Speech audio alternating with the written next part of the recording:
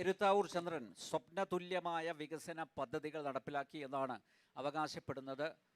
അങ്ങനെ പദ്ധതികൾ നടപ്പിലാക്കിയിട്ടുണ്ടോ? മാത്രമല്ല വലിയ പ്രതീക്ഷയിലാണ് പ്രഷീദ് ഉള്ളത്. മൂന്നാം തവണയും ഇടതുമുന്നണി സർക്കാർ അധികാരത്തിലെത്തും. മൂന്നാം തവണയും IB സതീഷ് ഇവിടെ നിന്ന് ജയിക്കും എന്നുള്ളൊരു പ്രതീക്ഷയാണ് അദ്ദേഹം വെച്ചു പുലർത്തുന്നത്.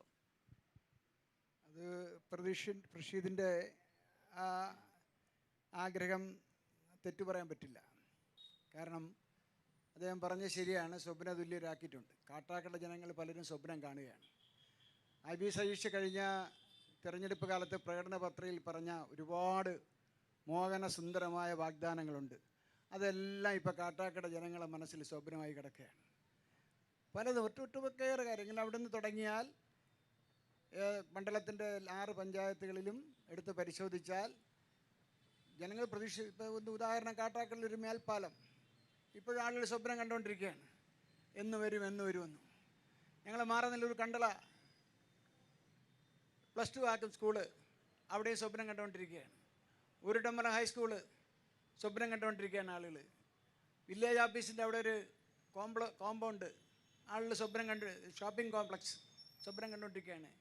മഹാനായ നമ്മുടെ സാംസ്കാരിക നായകനായിരുന്ന ലിനിൻ രാജേന്ദ്രൻ്റെ സ്മാരകം അവരും സ്വപ്നം കാണുകയാണ്.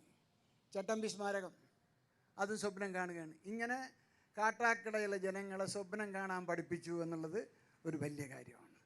രണ്ടാമത്, ഇടതുപക്ഷ ഗവൺമെൻറ്റിൻ്റെ നേട്ടങ്ങളെ സംബന്ധിച്ചിടത്തോളം അത് വലിയൊരു നേട്ടമാണ്. കാരണം പിണറായി വിജയന് തന്നെ മനസ്സിലായിട്ടുണ്ട് ഇനി അധികാരം കിട്ടില്ല. കാരണം അതാണ് ലാസ്റ്റിൽ അവസാനം പോണ പോക്കിൽ കുറേ ആപ്പടിച്ച് വയ്ക്കുന്ന ജനങ്ങളെ നെഞ്ചിൽ കുറേ പദ്ധതികൾ. കാരണം ഈ ജന്മകാലത്ത് അടുത്ത അവനെങ്കിലും വരികയാണെങ്കിൽ അവൻ്റെ കഷ്ടകാലമാകണമെന്ന് പറഞ്ഞ് കുറേ പ്രഖ്യാപനങ്ങൾ ഒന്നും നടപ്പാവില്ല. 2, MLAയുടെ 10 വർഷക്കാലം ഒരുപാട് പദ്ധതികൾ നടപ്പാക്കിയിട്ടുണ്ട്. ഒരുപാട് സ്വപ്നങ്ങളാണ്.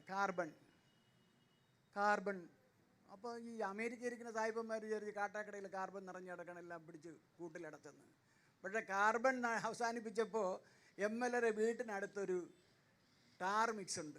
കാട്ടാക്കട മണ്ഡലത്തിലേക്ക് ആവശ്യമായ കാർബൺ ഉൽപ്പാദിപ്പിക്കുന്ന അവിടെയാണ്. ഒരു 100 മീറ്ററിനപ്പുറത്തു നിന്നാണ് കാട്ടാക്കട മണ്ഡലത്തേക്കും മറ്റു മണ്ഡലത്തിലേക്കും വിതരണം ചെയ്യാൻ കഴിയുന്ന കാർബൺ ഉൽപ്പാദിപ്പിക്കുന്ന അവിടെയാണ്. അത് MLAയുടെ വാർഡിൽ ഇപ്പോൾ വാർഡ് ദിനം വന്നപ്പോൾ അതിനെടുത്ത് അടുത്ത വാർഡിലേക്ക് മാറ്റി. എന്തായാലും ഒരു 1/2 കിലോമീറ്റർ ദൂരമേ ഉള്ളൂ കാർബൺ. പിന്നെ ഒട്ടേറെ പദ്ധതികൾ. മഴക്കുഴി, എവിടെയെങ്കിലും ഒരു മഴക്കുഴി കാണിച്ചു തരാമോ? ഇങ്ങനെ ഒട്ടേറെ. പിന്നെ ഒപ്പം, സ്ത്രീകൾക്കെല്ലാം ഒരു പ്രതീക്ഷ. നിങ്ങൾക്ക് ഒപ്പമാണ്. ഭർത്താവ് വല്ലതും വഴക്ക് പറയണമെങ്കിൽ ഇവിടെ ഒരു കത്തെഴുതിയിട്ടാൽ മതി, ഇപ്പം റെഡിയാണ്. ഇവിടെ നടന്ന പീഡനങ്ങൾ. പിന്നെ ലഹരിക്കെതിരായ പോരാട്ടം, അതിലെന്തുമാത്രം ആത്മാർത്ഥമുണ്ടെന്നൊക്കെ നമ്മൾ മനസ്സിലാക്കണം. അതാണ് ഒരു വശത്ത്. പിന്നെ LDF ഗവൺമെൻറ് 10 വർഷത്തെ നേട്ടങ്ങളെ സംബന്ധിച്ച് ദേശാഭിമാനി എടുത്താൽ ബോധം കിട്ടും.